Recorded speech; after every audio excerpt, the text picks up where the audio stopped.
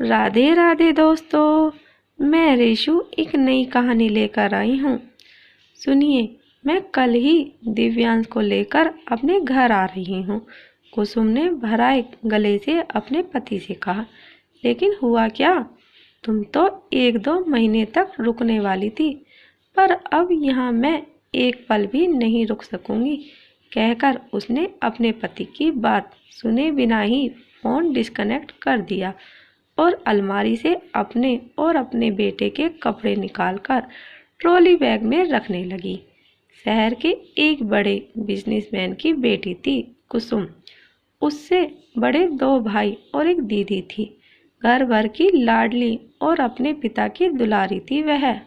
उसके पिता ने अपने बच्चों को विद्या धन देने में जरा सी भी कटौती नहीं की थी।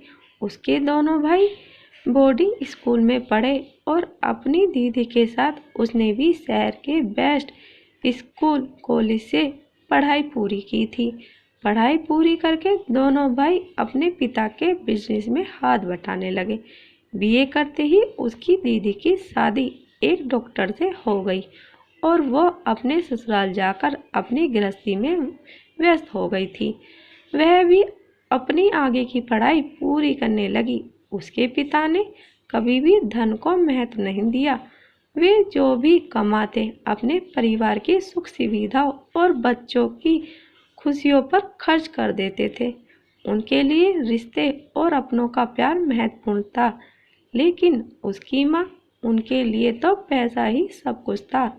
वे अपने रिश्तेदारों पर पैसे लुटाकर उन पर अपना रौब दिखाती रहती, जिसकी वजह से कभी कभी उसके पिता को आर्थिक समस्याओं का सामना भी करना पड़ता था। उसके बीए पूरा होने से पहले ही घर में 2 भाभियां आ गई थी। दोनों ही धनवान परिवार से संबंध रखती थी, परंतु दोनों का ही व्यवहार बहुत अच्छा था। बीए की परीक्षा देते ही उसके पिता ने अपने बचपन के मित्र श्यामलाल जी के बेटे नितिन, जो पीडब्ल्यूडी में कार्यरत था, उससे उसका विवाह करा दिया। नितिन के पिता एक सरकारी कर्मचारी थे। सादा जीवन, उच्च विचार उनकी विचारधारा थी। नितिन भी जितना है उसी में संतुष्ट रहने वाला लड़का था। फिजूल खर्ची और दिखावा करने में वह जरा भी विश्वास न करता था। इसलिए कुसुम की शादी में उसके ससुराल से जो भी कपड़े गहने आए थे, वो उसकी भाभियों को पसंद नहीं आए। उन्होंने अप्रत्यक्ष रूप से कुसुम के ससुराल वालों को ताने मारे, जो नितिन को बहुत बुरा लगा, परंतु उन्होंने कुसुम से कुछ नहीं कहा। विवाह के बाद जब कुसुम पहली बार मायके आई तो उसने सबको उपहार दिए, जिसे देखकर उसकी दीदी बोली, ये क्या उठा कर लाई है? तो इससे अच्छे तो मेरे घर के नौकर पहनते हैं। पहनते होंगे दी, लेकिन मेरे ससुर ने भी तो अपनी तरफ से अच्छा ही दिया है। घर में सास है नहीं, तो उन्हें जैसा समझ आया दिया। उसने अपनी दीदी को समझाने का प्रयास किया, तभी वहाँ माँ आ गई और उन्होंने भी उपहार देकर उसके ससुर का खूब मजाक बनाया। उसे अच्छा नहीं लगा। वह अपने पिता के पास जाकर रोने लगी, तो उन्होंने उसे समझाया, देखो बेटी, अपनी माँ और दीदी के स्वभाव को तो तुम अच्छे से जानती हो। कमियां निकालना तो उनकी पुरानी आदत है। तुम्हारे लाए सभी उपहार मुझे तो बहुत पसंद आए हैं। फिर तो उसके चेहरे पर मुस्कुराहट आ गई। अगले दिन वह नाश्ता करने बैठी तो बड़ी भाभी बोली, कुसुम, पेट भर के सैंडविच खा ले, तुम्हारे ससुराल में तो ये बनने से रहा। सुनते ही दीदी और छोटी भाभी हा हा करके हंसने लगी। वह रुआसी हो गई तो छोटे भैया बोले, हम लोग तो तेरे से मजाक कर रहे थे। मजाक? इसी घर की तो बेटी थी वह, और एक ही दिन में वह मजाक की वस्तु बन गई। न जाने क्यों उसे वह घर अब पराया सा लगने लगा। ये तो अच्छा हुआ था कि नितिन जरूरी काम कहकर तुरंत लौट गए थे, वरना ये सब देखते सुनते तो उन्हें एक बार को तो उसका मन ऐसा किया कि कल ही वापस चली जाए। लेकिन फिर वहाँ ससुर जी को क्या कहती, मायके की शिकायत नहीं नहीं, उसे तो अपने पिता और ससुर दोनों के ही सम्मान को बचाना था। आखिर दोनों ही तो उसके अपने थे। 2 दिनों के बाद जब वह अपने ससुराल जाने लगी तो किसी ने भी उसे रोकने की कोशिश नहीं की, न माँ ने और न ही भाभी ने। शायद अब वह उनके लिए एक बोझ बन गई थी। हाँ, उसके पापा की आंखें जरूर नम थीं। अपनी आंखों से बहते आंसुओं को छुपाती हुई वह गाड़ी में बैठ गई और रास्ते भर यही सोचती रही कि क्या सभी का मायका ऐसा ही होता है। कितने उत्साह से वह यहाँ आई थी, लेकिन क्या रिश्तों से अधिक हैसियत का महत्व है। उसने सोच लिया कि अब वह यहाँ कभी नहीं आएगी। लेकिन मायके का मोह किसी लड़की से कभी छूटता है क्या? कुछ महीनों के बाद उसे मालूम हुआ कि उसके पिता को लकवा हो गया है। तब वह अपने को रोक न सकी। सोचा कि अपनों से नाराजगी कैसी। वह पिता से मिलने नितिन के साथ अपने मायके आ गई।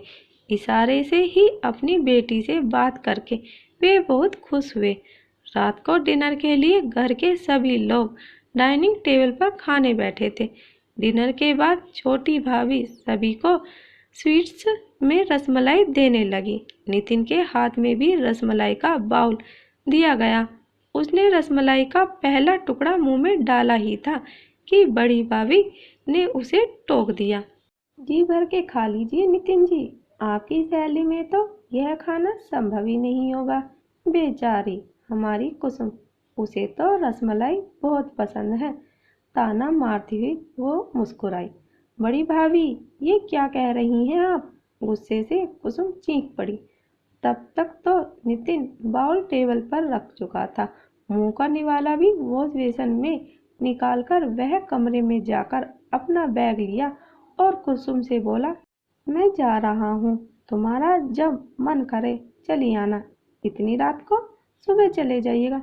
लेकिन नितिन कुसुम की बात सुने बिना ही बाहर निकल गया। पति का अपमान कुसुम से बर्दाश्त नहीं हुआ। वह माँ से बोली कि नितिन भी तो इसी घर के दामाद हैं माँ। भाभी जीजाजी का बड़ा आदर करती हैं, फिर नितिन का क्यों नहीं? मुझे भी वो लोग जब जब किसी न किसी बात पर ताने देती हैं। ऐसा क्यों माँ? तेरी गलतफहमी है। सलहज दंदोई के बीच तो हंसी मजाक चलता ही रहता। और फिर देख, तेरी भाभियाँ और तेरे जीजाजी नितिन से उम्र और हैसियत में बड़े हैं। कुछ कह भी दिया तो नितिन को तो गुस्सा नहीं करना चाहिए था। माँ ने भी नितिन को ही गलत ठहराया। यह उसके लिए बर्दाश्त से बाहर था।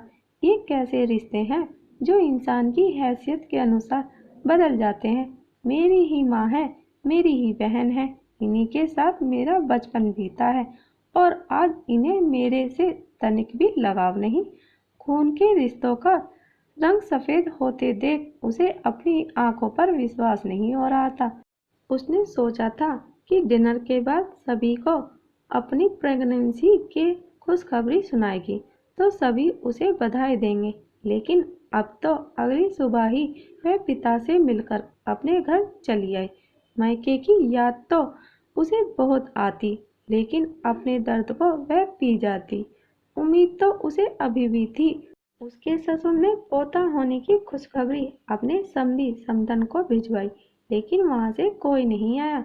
उसके पिता तो लाचार थे, लेकिन बाकी एक स्टाफ के हाथ जच्चा बच्चा के लिए कपड़े खिलौने भेजकर उन लोगों ने अपनी जिम्मेदारी पूरी कर दी थी। उस वक्त उसने अपने मन को कैसे समझाया था, ये तो वही जानती थी। अब उसका बेटा 9 महीने के ऊपर का हो रहा था। चाहती थी कि उसके पिता अपने नाती से मिले, लेकिन पिछली बातें याद करके वह दुखी हो जाती। उसकी इच्छा को नितिन और उसके ससुर ने महसूस किया। एक दिन नितिन ने ही कहा, चलो तुम्हारे पापा से मिलाते हैं। लेकिन भाभी, उसने आपत्ति जताई तो नितिन मुस्कुराए जैसे कह रहा हो, इट्स ओके। इस बार मायके में उसे देखकर सभी बहुत खुश हुए। दिव्यांश को सबने हाथों हाथ लिया था। नितिन जाने लगे तो वह हंसते हुए बोली थी कि महीने भर से पहले मैं यहाँ से हिलूंगी नहीं। उस दिन वह बहुत खुश थी। भाभियों ने कोई खट्टास नहीं किया और माँ भी चुप थी। अगले दिन जब वह दिव्यांश को पिलाने के लिए दूध लेने किचन में जाने लगी तो उसने सुना, भाभी आप तो कह रही थी कि कुसुम टिकेगी नहीं, पर देखिए लगता नहीं कि महीने भर से पहले जाएगी। पहले तो अकेली थी और अब तो उसका पिल्ला। छोटी भाभी बोली तो बड़ी कहने लगी, अरे मेरी किटी पार्टी का क्या होगा।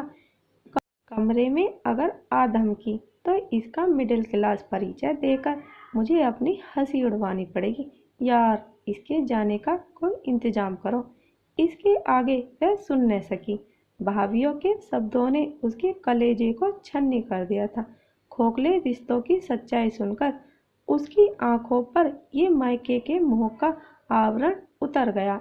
इसलिए उसने कमरे में आकर नितिन को फोन करके अपने आने की सूचना दे दी और फूट फूट कर रोने लगी। आज वह सचमुच में पराई हो गई थी। उसके सभी रिश्ते जो कभी अपने थे अब सिर्फ नाम के रह गए थे, जिन्हें ढोते ढोते अब वह थक चुकी थी।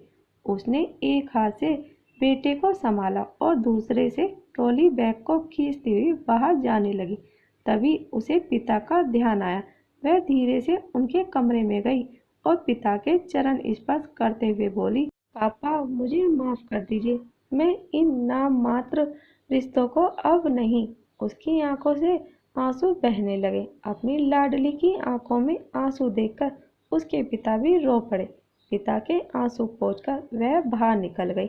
इतनी जल्दी बहू को मायके से वापस आता देख कुसुम के ससुर सब समझ गए। रात को नितिन कुछ पूछते कुसुम ने उनके कंधे पर अपना सिर रख दिया और बोली, नितिन मायके के नाम के रिश्तों को मैं हमेशा के लिए छोड़ आई हूँ। उसकी आंखों से निकले आंसू की दो बूंदें उसके गालों पर आ लुढ़क गई। तो दोस्तों मायके का मोह तो हर लड़की का होता है, लेकिन जब मायके के उन्हीं रिश्तों का रंग सफ़ेद हो जाए और उससे दर्द का रिसाव होने लगे तो उसे छोड़ देना ही उचित है, जैसा कि कुसुम ने किया। वैसे आपको कुसुम का निर्णय कैसा लगा कमेंट में ज़रूर बताइए और ऐसी ही कहानी सुनने के लिए हमारे चैनल को सब्सक्राइब जरूर कीजिएगा। धन्यवाद।